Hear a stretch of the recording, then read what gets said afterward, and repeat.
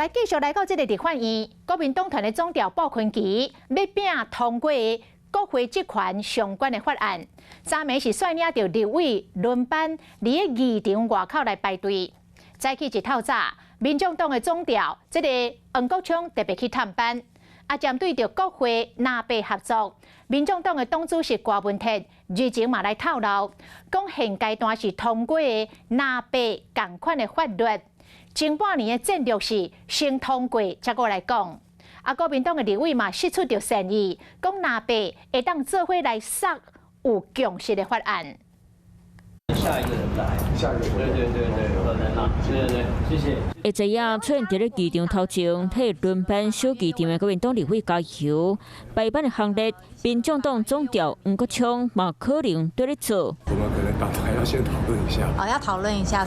就算首相昨暝国民党团总调鲍昆萁真早就率领家己委员来讲问，民众党唔若要伫咧共同争出力，未来法案都有合作空间。前半年呢，我们最认，他民众党先列出他想要通过的法律。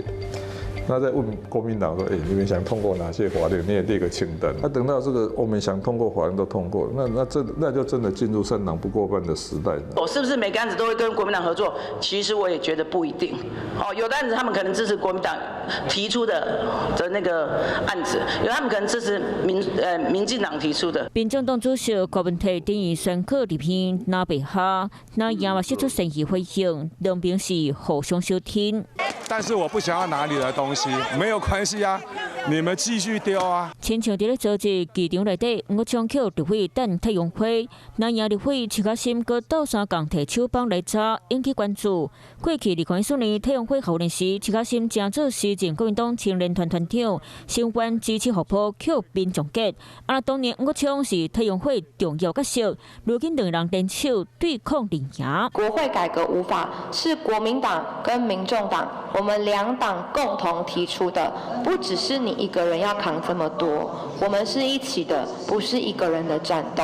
蓝白不是只是和，蓝白水乳交融，甚至已经是透过黄国昌跟傅昆萁两个绑架了整个政党，成为一台跟中国合谋的失速列车。